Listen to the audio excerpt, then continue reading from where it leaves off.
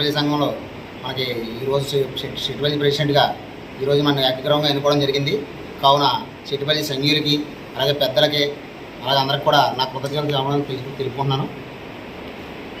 సంఘాభివృద్ధికి ఏ విధమైన సహాయ సహకారం ఉన్నా నా వంతు కృషి చేస్తానని మరీ కోరి ప్రార్థిస్తూ చెప్తున్నాను.